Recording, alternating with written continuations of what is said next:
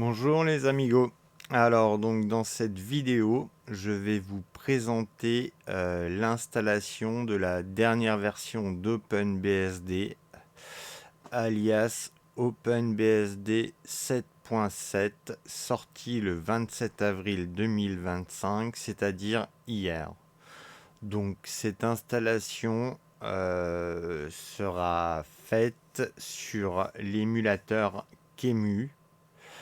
Euh, et de ce fait via l'hyperviseur KVM.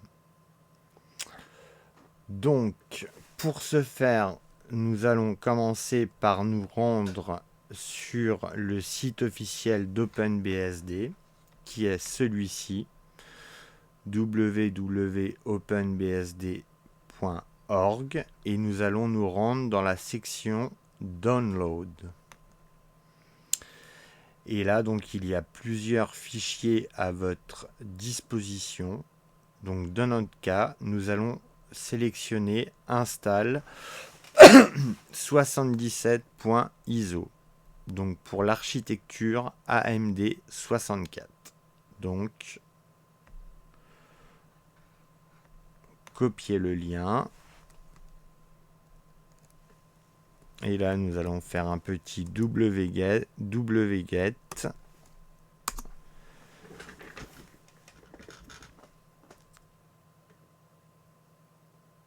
Et là, ça télécharge notre ISO d'installation.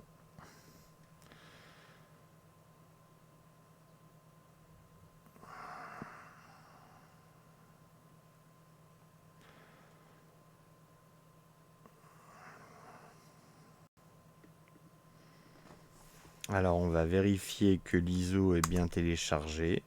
Donc, oui, comme on peut s'en rendre compte. Alors, maintenant, nous allons créer un disque dur virtuel pour la VM OpenBSD de QEMU. Donc, pour ce faire, nous allons utiliser une commande bien spécifique. Alors, déjà, je vais afficher ce fichier. Donc la commande c'est QEMU img create f qcow2. Ça c'est le format en fait du disque dur virtuel. Et donc nous allons la nommer donc OpenBSD, voilà, 7.1. Et nous allons lui allouer 30 Go de mémoire de stockage. Voilà. Donc pour vérifier que l'image ISO a bien été créée, hop,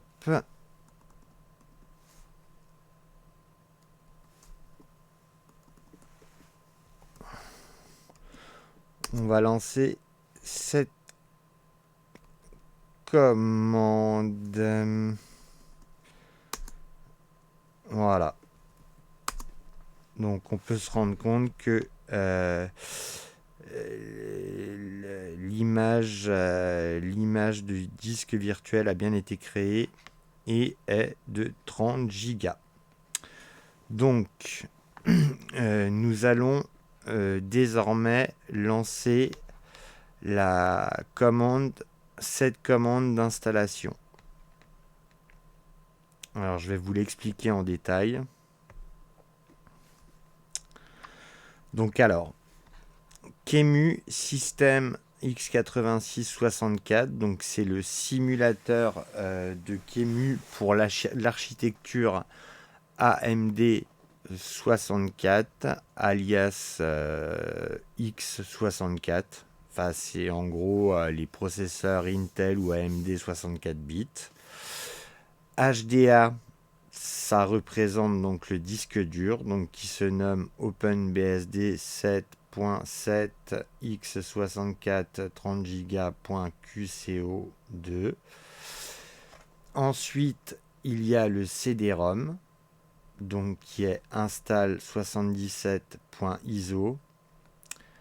Et suite à cela, en fait, j'ai sélectionné la carte E1000, une carte Ethernet E1000, en mode NAT. Après, j'aurais pu choisir une carte Ethernet Virtuo, mais je suis resté avec la traditionnelle carte E1000. Donc M1024 est la quantité de mémoire vive. KFR est la disposition clavier, mais ce n'est pas indispensable de l'indiquer. Et bootD signifie que l'on boot sur le CD-ROM d'installation. Et l'esperluette, en fait, permet de lancer cette commande en tâche de fond. C'est-à-dire qu'on a de nouveau la main mise sur le terminal après le lancement de la commande. Donc nous allons valider par entrée.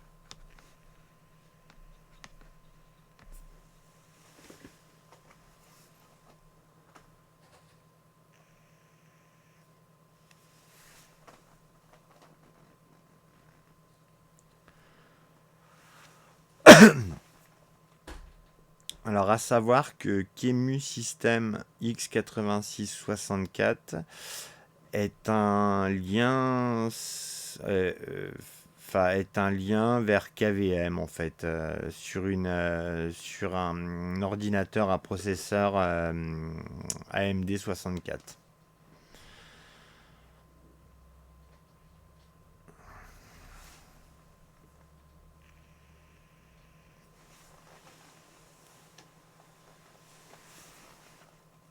Alors, vous avez le message de bienvenue d'OpenBSD.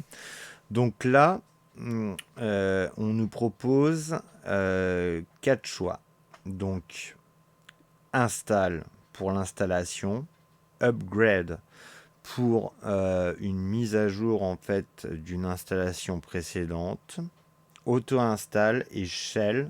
Donc en fait, c'est pour avoir accès à un shell OpenBSD. Donc nous allons choisir la première installation. Donc nous allons taper I.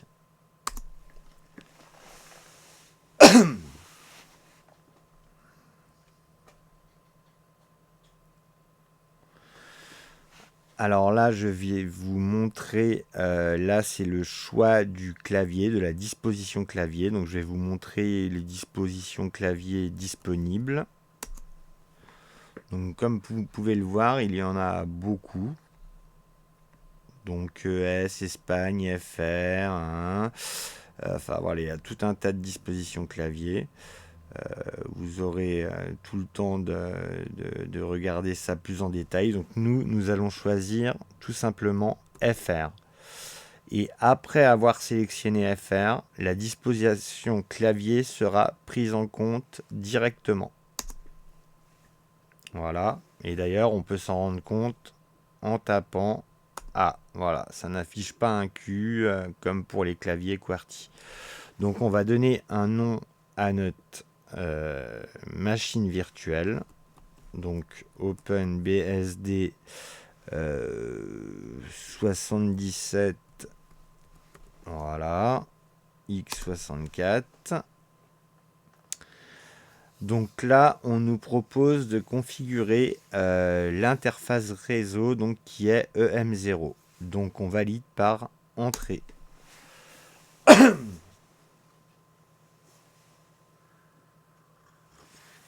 Donc là, on nous propose une autoconfiguration donc par DHCP. Donc on valide par entrée. Pour IPv6, pour le moment, on ne configure rien. Donc, on appuie de nouveau sur Entrée. Alors, là, maintenant, on valide en fait la configuration de l'interface réseau. Donc voilà, comme vous pouvez le voir, 10.0.2.3, c'est la passerelle, il me semble, du NAT en fait. Donc là, on nous propose d'entrer le mot de passe de l'utilisateur root.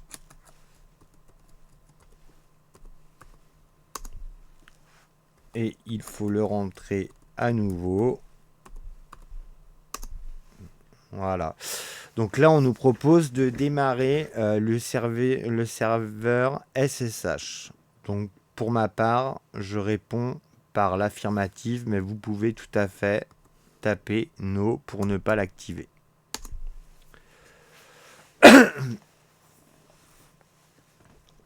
Alors là, en gros, c'est pour activer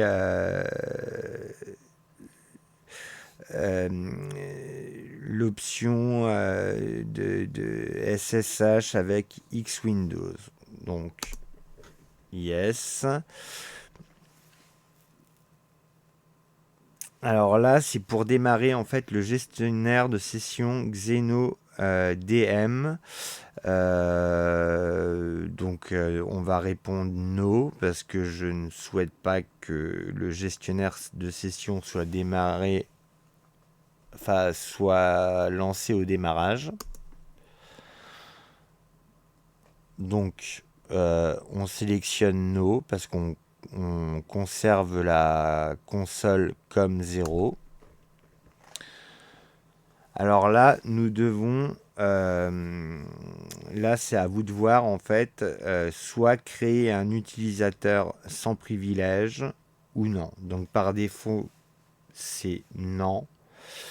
Mais pour simplifier la chose, je vais créer un compte utilisateur sans privilège du nom de Bisty.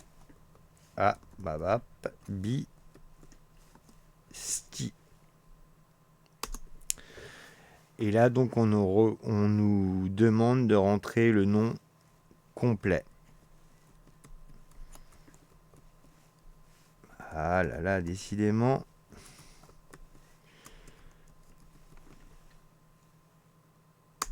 Voilà.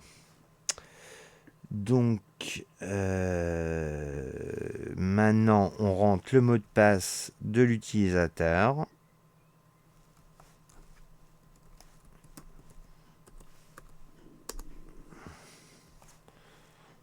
On le rentre à nouveau. Alors là, on nous demande si l'on veut activer en fait la session SSH pour root. Donc, on répond non. Tout simplement par sécurité. Donc, nous validons par entrée. Alors, est-ce que le time zone est correct? Donc, oui. Europe-Paris. Donc, on peut valider par entrée. Alors, maintenant, vient...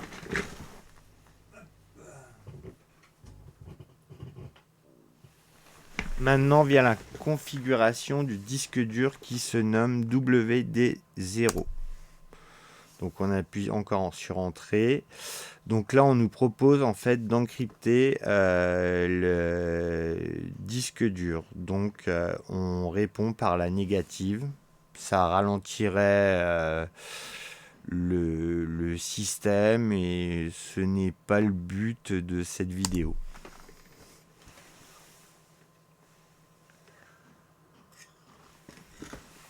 Alors maintenant, vous avez le choix en fait entre utiliser une table de partition MBR en sélectionnant l'option W ou une table de partition GPT ou encore éditer la table de partition. Donc là, nous allons cliquer sur, taper W pour sélectionner une table de partition MBR. Donc là, par défaut, on nous affiche toutes les partitions qui seront créées à l'installation d'OpenBSD. Donc je pourrais très bien vous montrer comment faire un partitionnement manuel, mais dans cette vidéo, je vais aller à la simplicité et je vais donc appuyer sur Entrée pour l'auto-configuration en fait du partitionnement d'OpenBSD. Donc ça créera toutes ces partitions. Donc nous laissons l'option A. Et là, ça va créer toutes les partitions pour le système OpenBSD.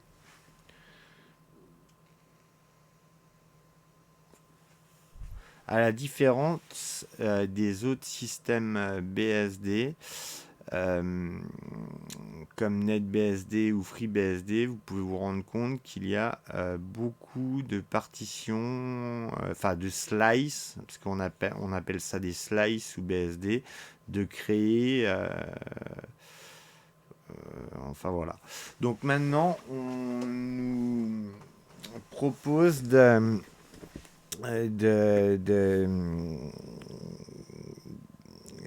d'indiquer d'où proviennent les sets d'installation. Donc nous cliquons sur Entrée car ça vient bien de CD0, donc le CD-ROM.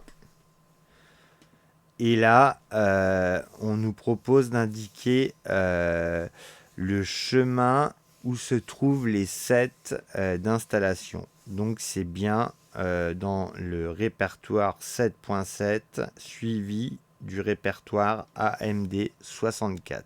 Donc nous validons par Entrée. Et là, vous avez tous les sets qui s'affichent. Donc BSD, c'est le noyau en lui-même. BSD RD est un noyau en fait pour qui sert à l'installation d'OpenBSD. Base 77 rassemble tous les utilitaires et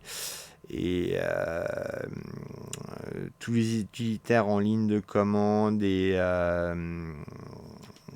en espace utilisateur d'OpenBSD.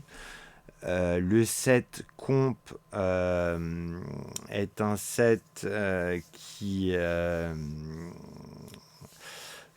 est prévu pour installer des utilitaires liés à la programmation.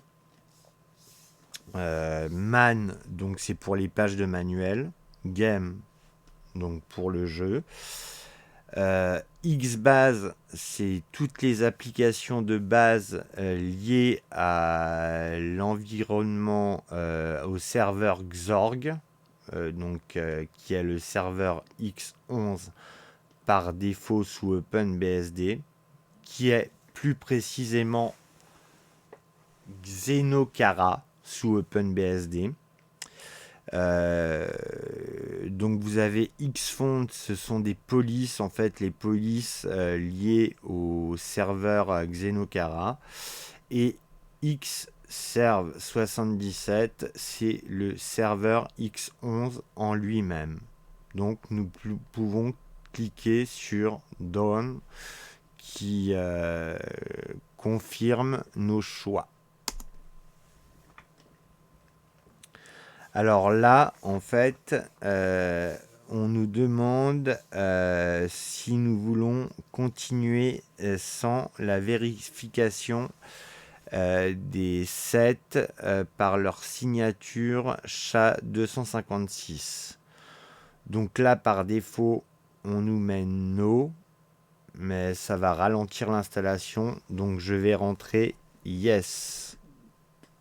Étant donné qu'on a téléchargé l'image ISO sur le site officiel, il ne devrait pas y avoir de problème. Et en plus de ça, c'est une machine virtuelle, donc il n'y aurait aucun impact pour le système. haute. Alors là, on va laisser le système s'installer et je vais revenir après. Alors, donc nous reprenons la vidéo. Alors comme vous pouvez le voir, tous les sets d'OpenBSD ont été installés. Donc nous validons par Done. Alors, est-ce que l'heure est exacte? Donc, on peut répondre par l'affirmative. Donc, entrée.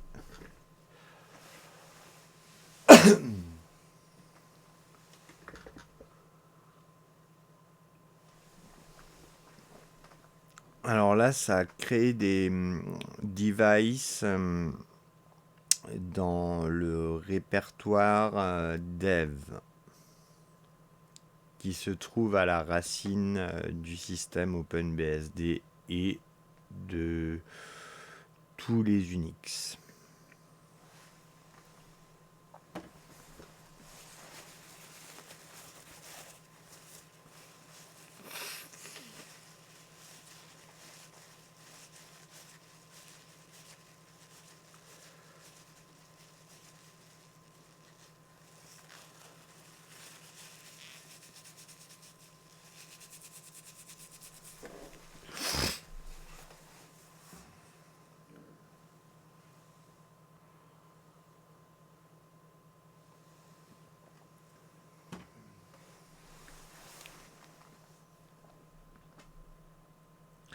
La relinking to le dernier là en fait on est en train de créer en fait le noyau BSD, le vrai noyau BSD, parce que jusqu'à présent en fait on utilisait le noyau BSD RD.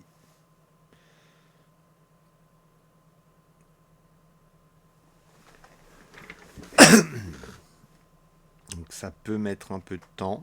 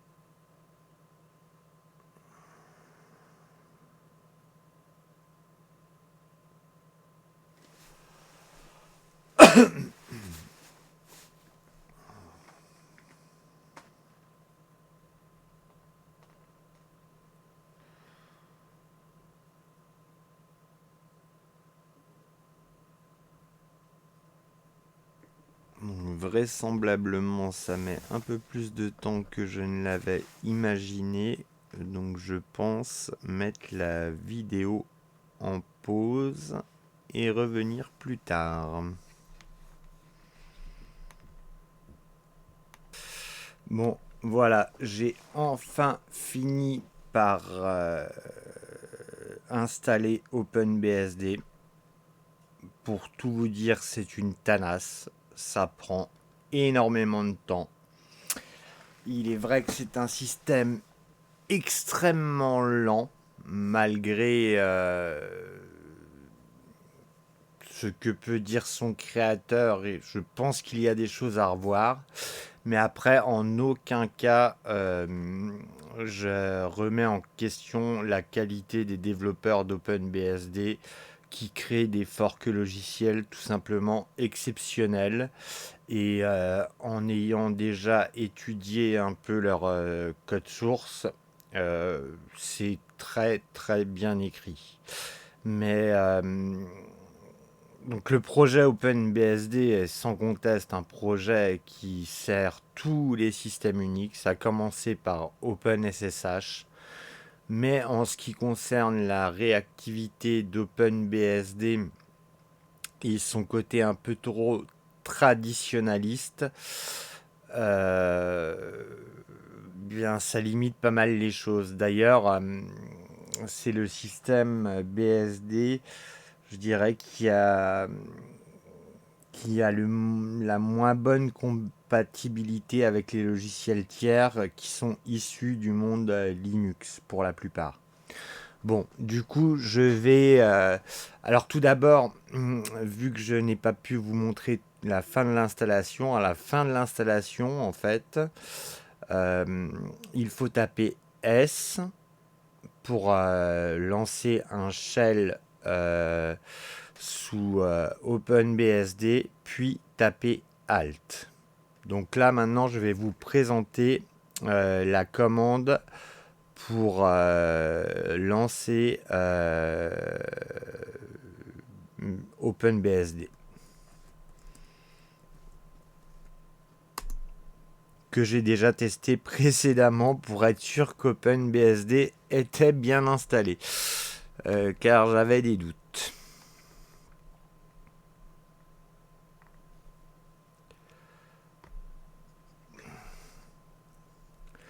Alors donc, pour l'explication,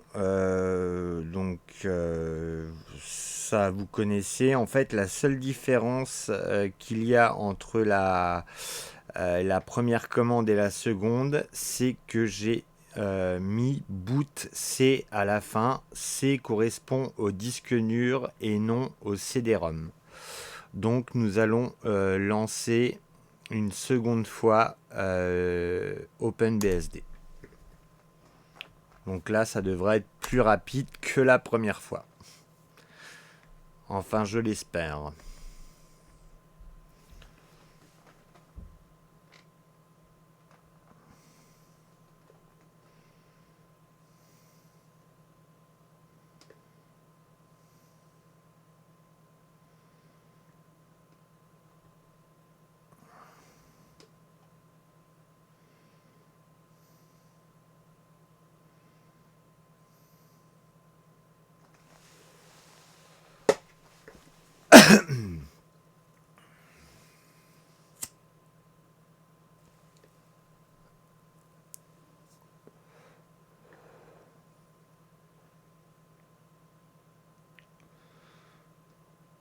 Bon là du coup je vous épargne la génération des clés SSH qui a pris énormément de temps au premier démarrage. Donc là on va voir comment OpenBSD se comporte.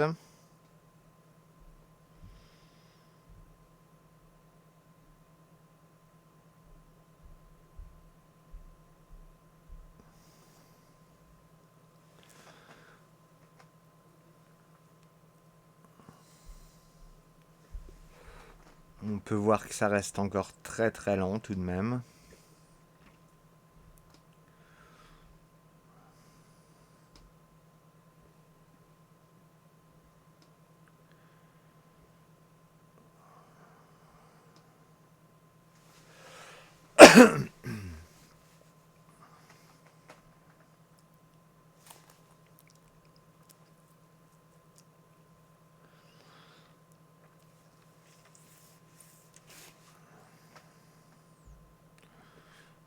Bon, après, la lenteur d'OpenBSD est due aussi à sa séparation des privilèges qui est accentuée par rapport aux autres systèmes BSD.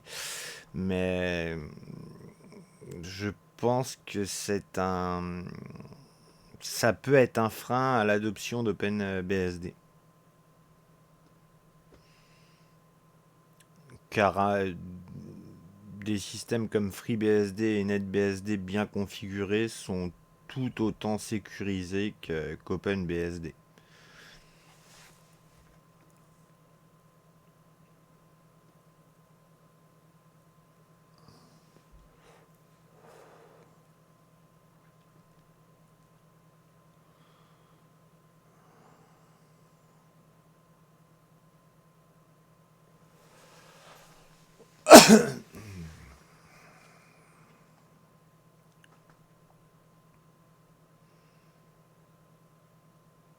Désolé, c'est lent, c'est lent.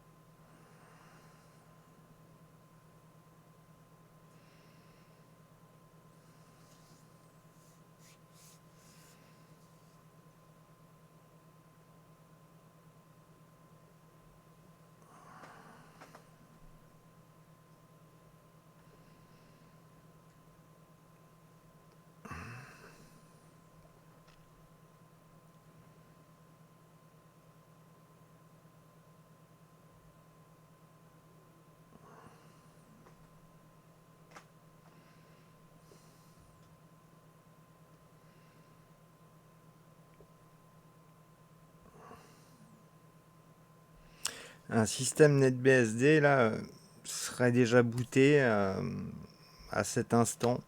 C'est un peu triste que ce système soit aussi lent, mais bon.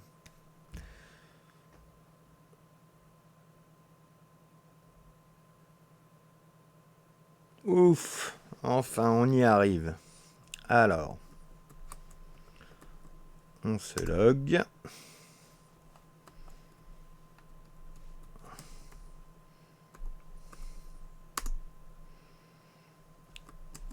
Alors, on va regarder les fichiers dans le répertoire personnel de l'utilisateur. Voilà. Et là, je vais vous montrer comment en fait changer de console virtuelle via QEMU. Alors, vous actionnez montrer les onglets. Là, vous allez dans Compat Monitor 0 et vous rentrez la commande send key CTRL Alt et F2. Et là, vous allez tomber sur un nouveau terminal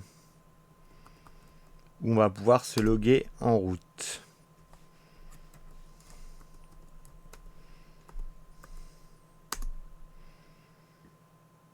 Alors voilà. Alors comme vous pouvez voir, si vous voulez vous remettre sur le compte initial, vous tapez cette commande. Et là, on est de nouveau avec notre utilisateur sans privilège. Donc on va retourner sur la seconde console virtuelle. Et nous allons...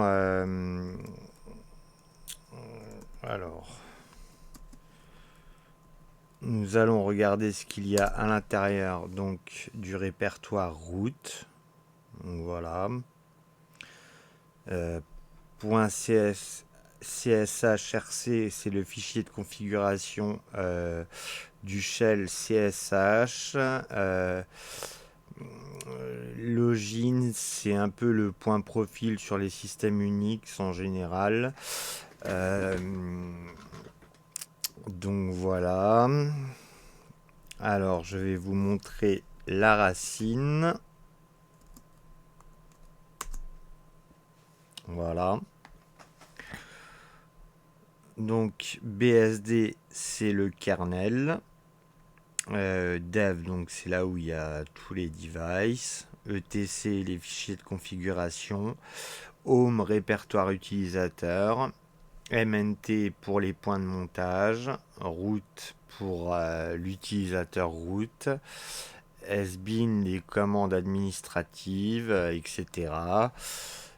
Et je vais vous montrer le dossier USR, voilà, qui se comporte de tous ces fichiers. Et dans le dossier USR, nous avons les logiciels liés à Xenokara, oui, le Xorg d'OpenBSD. Voilà. Donc on aurait pu ajouter la commande more pour voir tous les fichiers.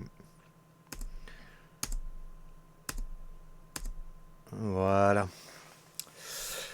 Donc, on va faire un petit tunem.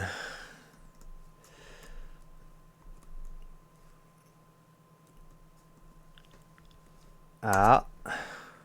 Alors, comme vous pouvez le voir, c'est bien un système OpenBSD.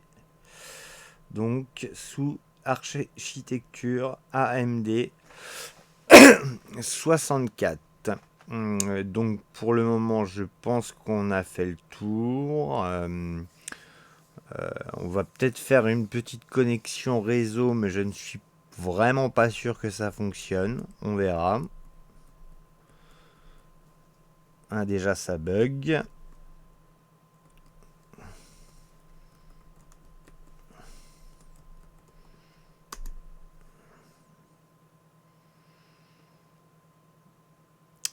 Et non, malheureusement, ça ne fonctionne pas.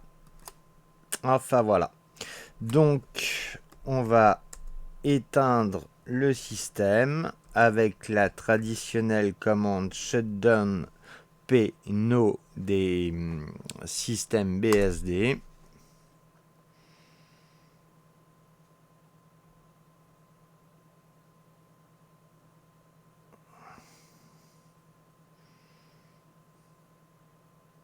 Alors, il faut le temps que ça s'éteigne. Hein. Ça reste normal.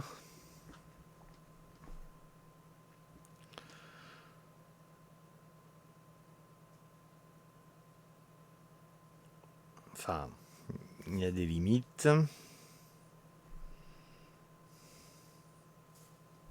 Appuyez sur entrée, peut-être que ça va...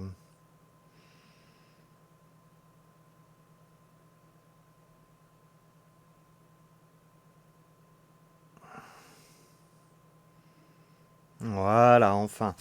Donc, sur ce, je vais vous souhaiter une excellente soirée. J'espère que si vous avez à installer OpenBSD sur un système réel, ce sera plus rapide. Car sur un hyperviseur, c'est très très lent. Après, il me semble que j'avais déjà testé sur Beehive il y a un certain temps sous FreeBSD. C'était quand même nettement plus rapide, mais ça restait tout de même lent. Enfin voilà, je vous souhaite encore une bonne soirée et vous dis à très bientôt. Au revoir.